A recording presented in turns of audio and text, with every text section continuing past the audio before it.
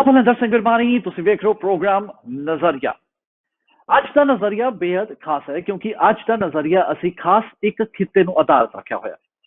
ਕਈ ਲੋਕ ਅਮਰੀਕਾ ਵਿੱਚ ਨੌਕਰੀ ਦੀ ਭਾਲ ਲਿਆਉਂਦੇ ਨੇ, ਆਪਣੇ ਚੰਗੇ ਭਵਿੱਖ ਦੀ ਭਾਲ ਲਿਆਉਂਦੇ ਨੇ ਅਤੇ ਫਿਰ ਚੰਗੀਆਂ ਨੌਕਰੀਆਂ ਦੀ ਦਰਕਾਰ ਹਮੇਸ਼ਾ ਉਹਨਾਂ ਨੂੰ ਰਹਿੰਦੀ ਹੈ। ਪਰ ਜ਼ਰੂਰੀ ਨਹੀਂ ਕਿ ਜੇਕਰ ਤੁਸੀਂ ਅਮਰੀਕਾ ਆਓ ਅਤੇ ਤੁਹਾਨੂੰ ਫੌਰਨ ਨੌਕਰੀ ਮਿਲ ਜਾਏ। ਅਤੇ ਫਿਰ ਇਸੇ ਦਾ ਚੱਲਦਿਆਂ ਲੋਕ ਵੱਖ-ਵੱਖ ਖਿੱਤਿਆਂ ਨੂੰ ਅਪਣਾਉਣ ਦੀ ਕੋਸ਼ਿਸ਼ ਕਰਦੇ ਨੇ, ਵੱਖ-ਵੱਖ ਵਪਾਰ ਵਿੱਚ ਜਾਣਾ ਚਾਹੁੰਦੇ ਨੇ ਅਤੇ ਫਿਰ ਉਹਨਾਂ ਵਿੱਚੋਂ ਹੀ ਇੱਕ ਵਪਾਰ ਹੈ ਟਰੱਕਿੰਗ ਇੰਡਸਟਰੀ ਦਾ। ਜੀ ਹਾਂ, ਟਰੱਕਿੰਗ ਇੰਡਸਟਰੀ ਵਿੱਚ ਕਈ ਪੰਜਾਬੀ ਭਰਾ ਸਾਡੇ ਇਸ ਸਮੇਂ ਲੱਗੇ ਹੋਏ ਨੇ ਅਤੇ ਫਿਰ ਅਮਰੀਕਾ ਦੀ ਵਿਕਾਸ ਦੀ ਗੱਲ ਕਰੀਏ ਤਾਂ ਵਿਕਾਸ ਦੀ ਰਾਹ ਤੇ ਟਰੱਕਿੰਗ ਇੰਡਸਟਰੀ ਬੇहद ਅਹਿਮ ਕਿਰਦਾਰ ਅਦਾ ਕਰਦਾ ਹੈ ਅਤੇ ਫਿਰ ਇਸ ਅਹਿਮ ਕਿਰਦਾਰ ਵਿੱਚ ਪੰਜਾਬੀ ਭਰਾਵਾਂ ਦੀ ਭੂਮਿਕਾ ਵੀ ਅਣਦੇਖੀ ਨਹੀਂ ਕੀਤੀ ਜਾ ਸਕਦੀ। ਵੱਡੀ ਗਿਣਤੀ ਵਿੱਚ ਅੱਜ ਪੰਜਾਬੀ ਭਰਾ ਟਰੱਕਿੰਗ ਇੰਡਸਟਰੀ ਨਾਲ ਜੁੜੇ ਹੋਏ ਨੇ, ਟਰਾਂਸਪੋਰਟ ਦੇ ਖੇਤਰ ਨਾਲ ਜੁੜੇ ਹੋਏ ਨੇ ਅਤੇ ਫਿਰ ਕਿਸ ਤਰ੍ਹਾਂ ਦਾ ਭਵਿੱਖ ਇਸ ਸਮੇਂ ਟਰੱਕਿੰਗ ਇੰਡਸਟਰੀ ਵਿੱਚ ਉਹਨਾਂ ਦਾ ਬਣ ਰਿਹਾ ਹੈ। ਅਸੀਂ ਵੱਖ-ਵੱਖ ਸਮੇਂ ਤੇ ਨਜ਼ਰੀਆ ਪ੍ਰੋਗਰਾਮ ਦੇ ਰਾਹੀਂ ਵੱਖ-ਵੱਖ ਸਾਡੇ ਮਹਿਮਾਨ ਸਾਡੇ ਨਾਲ ਜੁੜਦੇ ਨੇ ਅਤੇ ਫਿਰ ਉਹਨਾਂ ਤੋਂ ਅਸੀਂ ਜਾਣਨ ਦੀ ਕੋਸ਼ਿਸ਼ ਕਰਦੇ ਹਾਂ ਕਿ ਕੀ ਇਹ ਖਿੱਤਾ ਸਾਡੇ ਪੰਜਾਬੀ ਭਰਾਵਾਂ ਲਈ ਅੱਜ ਫਾਇਦੇ ਦਾ ਸੌਦਾ ਹੈ ਜਾਂ ਨਹੀਂ, ਅਤੇ ਜੇਕਰ ਉਹ ਇਸ ਖਿੱਤੇ ਨੂੰ ਅਪਣਾਉਂਦੇ ਨੇ ਤਾਂ ਆਉਣ ਵਾਲਾ ਭਵਿੱਖ ਉਹਨਾਂ ਦਾ ਕਿਸ ਤਰ੍ਹਾਂ ਦਾ ਹੋਏਗਾ ਅਤੇ ਫਿਰ ਕਿਸ ਤਰ੍ਹਾਂ ਦੀਆਂ ਅੜਚਨਾਂ ਨੂੰ ਉਹ ਨਜ਼ਰਅੰਦਾਜ਼ ਨਾ ਕਰਨ ਕਿਉਂ ਜੋ ਉਹਨਾਂ ਨੂੰ ਆ ਸਕਦੀਆਂ ਨੇ। ਇਹਨਾਂ ਹੀ ਸਭ ਗੱਲਾਂ ਦਾ ਜਵਾਬ ਦੇਣ ਦੇ ਲਈ ਅੱਜ ਸਾਡੇ ਨਾਲ ਇੱਕ ਵਾਰ ਫਿਰ ਤੋਂ ਮੌਜੂਦ ਨੇ ਸਰਦਾਰ ਰਜਿੰਦਰ ਸਿੰਘ ਟਾਂਡਾ ਜੀ। ਤੁਹਾਨੂੰ ਦੱਸ ਦਈਏ ਕਿ ਟਾਂਡਾ ਸਾਹਿਬ ਗਲੋਬਲ ਟਰੱਕ ਪਰਮਿਟ ਦੇ ਓਨਰ ਨੇ। ਟਾਂਡਾ ਸਾਹਿਬ, ਪਹਿਲਾਂ ਤਾਂ ਬਹੁਤ-ਬਹੁਤ ਸਵਾਗਤ ਕਰਾਂਗਾ ਤੁਹਾਡਾ ਇਸ ਖਾਸ ਪ੍ਰੋਗਰਾਮ ਨਜ਼ਰੀਆ ਵਿੱਚ।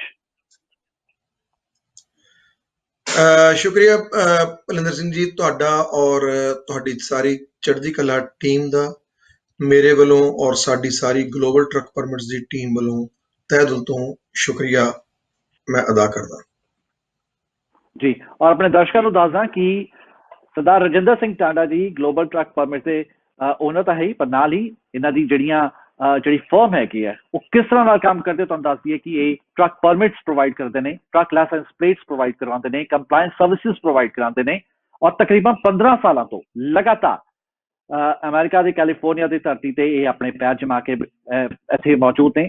ਇਸ ਤੋਂ ਇਲਾਵਾ MC ਨੰਬਰ ਦੀ ਗੱਲ ਕਰੀਏ, IRP ਪਲੇਟਸ ਦੀ ਗੱਲ ਕਰੀਏ, ਨਿਊ ਮੈਕਸੀਕੋ ਪਰਮਿਟਸ ਦੀ ਗੱਲ ਕਰੀਏ, ਇਸ ਤੋਂ ਇਲਾਵਾ CA ਨੰਬਰ ਦੀ ਗੱਲ ਕਰੀਏ ਜਾਂ ਫਿਰ IFTA ਪਰਮਿਟਸ ਦੀ ਗੱਲ ਕਰੀਏ, ਹਰ ਖਿੱਤੇ ਵਿੱਚ ਇਹਨਾਂ ਦਾ ਆਪਣਾ ਵਡਮੁੱਲਾ ਯੋਗਦਾਨ ਹੈ। ਹਰ ਤਰ੍ਹਾਂ ਦੀਆਂ ਸਰਵਿਸਿਜ਼ ਪ੍ਰੋਵਾਈਡ ਕਰਦੀਆਂ ਨੇ। ਟਾਂਡਾ ਸਾਹਿਬ, ਇਸ ਤਰ੍ਹਾਂ ਦੀ ਬਹੁਤ ਲੰਬੀ ਲਿਸਟ ਹੈ ਜਿਸ ਤੋਂ ਤੁਸੀਂ ਸਰਵਿਸਿਜ਼ ਪ੍ਰੋਵਾਈਡ ਕਰਦੇ ਹੋ। ਤੁਹਾਡਾ ਸਭ ਤੋਂ ਪਹਿਲਾਂ ਜੇਕਰ ਅਸੀਂ ਇਸ ਪ੍ਰੋਗਰਾਮ ਦੀ ਸ਼ੁਰੂਆਤ ਕਰਾਂ ਤਾਂ ਤੁਹਾਨੂੰ ਮੈਂ 2-3 ਮਿੰਟ ਜ਼ਰੂਰ ਦੇਵਾਂਗਾ ਕਿ ਆਪਣੇ ਬਾਰੇ ਸਾਨੂੰ ਤੁਸੀਂ ਦੱਸੋ ਕਿ ਜਦੋਂ ਤੁਸੀਂ ਇਸ ਖਿੱਤੇ ਨੂੰ ਅਪਣਾਇਆ ਤਾਂ ਕੀ ਸੋਚ ਕੇ ਅਪਣਾਇਆ ਸੀ ਔਰ 15 ਸਾਲ ਪਹਿਲਾਂ ਔਰ ਅੱਜ ਦੀ ਜੇਕਰ ਸਮੇਂ ਨੂੰ ਅਸੀਂ ਦੇਖੀਏ ਤਾਂ ਕਿੱਥੇ ਜਾ ਰਿਹਾ ਪਲੜਾ? ਭਲਿੰਦਰ ਸਿੰਘ ਜੀ, ਜਦੋਂ ਮੈਂ ਇਸ ਇੰਡਸਟਰੀ ਵਿੱਚ ਆਇਆ ਤੇ ਉਦੋਂ ਇਹ ਇੰਡਸਟਰੀ ਅੱਜ ਦੀ ਤਰ੍ਹਾਂ ਇੰਨੀ ਡਿਵੈਲਪ ਨਹੀਂ ਸੀ, ਜਾਂ ਇੰਜ ਕਹਿ ਲਓ ਕਿ ਪੰਜਾਬੀ ਕਮਿਊਨਿਟੀ ਦਾ ਇਹਦੇ ਵਿੱਚ ਏਡਾ ਵੱਡਾ ਯੋਗਦਾਨ ਨਹੀਂ ਸੀ ਜਿੱਦਾਂ ਕਿ ਅੱਜ ਪੰਜਾਬੀ ਕਮਿਊਨਿਟੀ ਦਾ ਇਸ ਇੰਡਸਟਰੀ ਵਿੱਚ ਯੋਗਦਾਨ ਹੈ। 2005 ਤੋਂ ਪਹਿਲਾਂ ਮੈਂ ਆਪਣੀ ਬੈਕਗਰਾਉਂਡ ਦੱਸ ਦਿਆਂ ਕਿ ਮੈਂ ਗੁਰੂ ਨਾਨਕ ਇੰਜੀਨੀਅਰਿੰਗ ਕਾਲਜ ਲੁਧਿਆਣਾ ਤੋਂ ਇੰਜੀਨੀਅਰਿੰਗ ਕਰਕੇ 2002 ਦੇ ਵਿੱਚ ਇੱਥੇ ਕੈਲੀਫੋਰਨੀਆ ਪਹੁੰਚਿਆ ਸੀ। ਕਰੀਬ 1.5-2 ਸਾਲ ਮੈਂ ਆਪ ਖੁਦ ਟਰੱਕ ਚਲਾਇਆ ਔਰ ਕੋਈ 2 ਸਾਲ ਟਰੱਕ ਚਲਾਉਣ ਤੋਂ ਬਾਅਦ ਮਨ ਵਿੱਚ ਵਿਚਾਰ ਆਇਆ ਕਿ ਕੀ ਐਸਾ ਕੰਮ ਕੀਤਾ ਜਾਵੇ ਤਾਂ ਕਿ ਅਸੀਂ ਆਪਣੀ ਭਾਈਚਾਰੇ ਦੀ ਮਦਦ ਵੀ ਕਰ ਸਕੀਏ, ਪਲੱਸ ਆਪਣੀ ਰੋਟੀ ਦਾ ਜੁਗਾੜ ਵੀ ਕੀਤਾ ਜਾ ਸਕੇ। ਸੋ ਇਹ ਖਿਆਲ ਮਨ ਵਿੱਚ ਆਉਂਦੇ ਦੋ ਜਿਹੜੇ ਵਿਚਾਰ ਆ ਮਨ ਦੇ ਵਿੱਚ ਪਹਿਲਾਂ ਆਏ। ਪਹਿਲਾ ਟਰੱਕ ਇੰਸ਼ੋਰੈਂਸ ਸਰਵਿਸਿਜ਼ ਤੇ ਦੂਜਾ ਕੰਪਲਾਇੰਸ ਸਰਵਿਸਿਜ਼, ਜਿਹਨੂੰ ਅਸੀਂ ਆਮ ਕਹਿ ਲਓ ਕਿ ਅਸੀਂ ਟਰੱਕਿੰਗ ਦੀ ਭਾਸ਼ਾ ਵਿੱਚ ਜਿਹਨੂੰ ਅਸੀਂ paperwork, DMV paperwork ਦਾ ਕੰਮ ਕਹਿੰਦੇ ਹਾਂ। ਇਹ ਦੋ ਮੇਰੇ ਮਨ ਵਿੱਚ ਵਿਚਾਰ ਆਏ ਸਨ। ਸੋ ਜਿਹਦੇ ਵਿੱਚੋਂ ਮੈਂ ਚੂਜ਼ ਕੀਤਾ ਸੀ ਪਰਮਿਟ ਬਿਜ਼ਨਸ, ਕਿਉਂਕਿ ਸਾਡੀ ਸੈਂਟਰਲ ਵੈਲੀ ਦੇ ਵਿੱਚ ਲਗਭਗ ਕਹਿ ਲਓ ਕਿ ਜੁਬਾ ਸਿਟੀ ਤੋਂ ਲੈ ਕੇ ਔਰ ਸਾਰਾ ਇੱਧਰ ਬੇ ਏਰੀਆ ਔਰ ਸਾਰੀ ਸੈਂਟਰਲ ਵੈਲੀ ਅਪ ਟੂ ਫਰੈਜ਼ਨੋ ਜਿਹੜਾ ਹੈਗਾ, ਕੋਈ ਵੀ ਪੰਜਾਬੀ ਭਰਾ ਇਸ ਬਿਜ਼ਨਸ ਵਿੱਚ ਨਹੀਂ ਸੀ। ਸੋ ਮੈਂ ਇਸ ਬਿਜ਼ਨਸ ਵਿੱਚ ਆਉਣ ਦੀ ਜਿਹੜੀ ਹੈ ਉਹ ਜ਼ਰੂਰਤ ਵੀ ਕੀਤੀ ਔਰ ਕਹਿ ਲਓ ਕਿ ਮੈਂ ਪ੍ਰੋਪਰ ਟ੍ਰੇਨਿੰਗ ਲੈ ਕੇ ਇਸ ਬਿਜ਼ਨਸ ਦੇ ਵਿੱਚ ਆਪਣੇ ਆਪ ਨੂੰ ਇਸ ਖਿੱਤੇ ਦੇ ਵਿੱਚ ਜਿਹੜੀ ਛਲਾਂਗ ਲਗਾਈ। ਔਰ ਫਰਕ ਇਹ ਸਮਝਦਾ ਕਿ ਉਸ ਵਕਤ ਬਹੁਤ ਹੀ ਅੱਜ ਦੇ ਮੁਕਾਬਲੇ ਮੇਰਾ ਖਿਆਲ ਪੰਜਾਬੀ ਇੰਡਸਟਰੀ ਜੇਕਰ ਗੱਲ ਕੀਤੀ ਜਾਵੇ ਤੇ ਜਿੰਨੀ ਪੰਜਾਬੀ ਕਮਿਊਨਿਟੀ ਅੱਜ ਟਰੱਕਿੰਗ ਵਿੱਚ ਹੈ, ਅੱਜ ਤੋਂ 15 ਸਾਲ ਪਹਿਲਾਂ ਇਸ ਦਾ 10% ਤੋਂ ਵੀ ਘੱਟ ਲੋਕ ਇਸ ਇੰਡਸਟਰੀ ਵਿੱਚ ਸਨ। ਬਹੁਤ ਹੀ ਕਮਾਲ ਦੀਆਂ ਮੱਲਾਂ ਮਾਰੀਆਂ ਹਨ ਆਪਣੀ ਟਰੱਕਿੰਗ ਇੰਡਸਟਰੀ ਨੇ। ਮੈਂ ਆਪਣੇ ਟਰੱਕਰਸ ਨੂੰ ਇੱਕ ਟਰੱਕ ਤੋਂ ਲੈ ਕੇ 100 150 200 ਟਰੱਕ ਤੱਕ ਜਾਂਦੇ ਦੇਖਿਆ ਇਸ ਇੰਡਸਟਰੀ ਵਿੱਚ। ਇਨਫੈਕਟ ਮੇਰੇ ਕਈ ਕਲਾਇੰਟ ਆ ਜਿਨ੍ਹਾਂ ਨੂੰ ਮੈਂ 2005 ਦੇ ਵਿੱਚ ਇੱਕ ਟਰੱਕ ਦੀ ਜਾਂ ਪਹਿਲੇ ਟਰੱਕ ਦੀ ਲਾਇਸੈਂਸ ਪਲੇਟ ਲੈ ਕੇ ਦਿੱਤੀ ਸੀ, ਔਰ ਅੱਜ ਉਹ 100 ਟਰੱਕਾਂ ਤੋਂ ਉੱਪਰ ਦੇ ਫਲੀਟ ਜਿਹੜੇ ਆ ਉਹ ਰਨ ਕਰ ਰਿਹਾ। ਸੋ ਮੈਂ ਇੱਕ ਬਹੁਤ ਹੀ ਵਧੀਆ ਗਰੋਥ ਜਿਹੜੀ ਹੈ ਉਸ ਇੰਡਸਟਰੀ ਵਿੱਚ। ਹਾਂ, ਅਪ ਐਂਡ ਡਾਊਨ ਆਉਂਦੀਆਂ ਰਹਿੰਦੀਆਂ, ਜਿਵੇਂ 8-9 ਦੇ ਵਿੱਚ ਜਦੋਂ ਕਾਫੀ ਜ਼ਿਆਦਾ ਅਮਰੀਕਨ ਇਕਨੋਮੀ ਜਿਹੜੀ ਡਿੱਗੀ ਹੈ, ਉਦੋਂ ਕਾਫੀ ਇੰਡਸਟਰੀ ਨੂੰ ਵੱਡਾ ਧੱਕਾ ਲੱਗਾ। ਪਿਛਲਾ ਸਾਲ ਵੀ ਕੋਈ ਬਹੁਤ ਵਧੀਆ ਨਹੀਂ ਗਿਆ, ਪਰ ਜੇਕਰ ਓਵਰਆਲ 15 ਸਾਲ ਦੀ ਗੱਲ ਕੀਤੀ ਜਾਵੇ ਤਾਂ ਡਿਵੈਲਪਮੈਂਟ ਜਿਹੜੀ ਆ ਇਹ ਬਹੁਤ ਕਮਾਲ ਦੀ ਸੀ।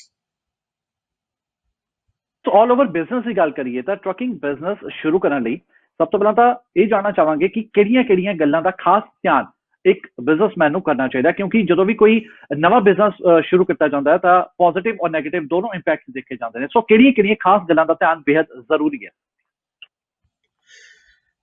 ਭੁਲਿੰਦਰ ਸਿੰਘ ਜੀ, ਗੱਲ ਇਸ ਤਰ੍ਹਾਂ ਹੈਗੀ ਹੈ ਕਿ ਜਦੋਂ ਵੀ ਕੋਈ ਡਰਾਈਵਰ ਇਸ ਇੰਡਸਟਰੀ ਵਿੱਚ ਐਜ਼ ਏ ਓਨਰ ਆਉਣ ਦੀ ਕੋਸ਼ਿਸ਼ ਕਰਦਾ ਆ, ਜਾਂ ਆਉਣ ਬਾਰੇ ਆਪਣੇ ਮਨ ਵਿੱਚ ਜਾਂ ਆਪਣੇ ਜ਼ਿਹਨ ਦੇ ਵਿੱਚ ਵਿਚਾਰ ਲੈ ਕੇ ਆਉਂਦਾ ਹੈ, ਤੇ 2-3 ਬਹੁਤ ਬੇਸਿਕ ਸਟੈਪ ਜਿਹੜੇ ਹੈ ਉਹਨੂੰ ਆਪਣੇ ਦਿਮਾਗ ਵਿੱਚ ਜ਼ਰੂਰ ਰੱਖਣੇ ਚਾਹੀਦੇ ਹਨ, ਔਰ ਉਹਨੂੰ ਆਪਣੇ ਪਰ ਤੋਲ ਕੇ ਇਸ ਇੰਡਸਟਰੀ ਵਿੱਚ ਆਉਣਾ ਚਾਹੀਦਾ।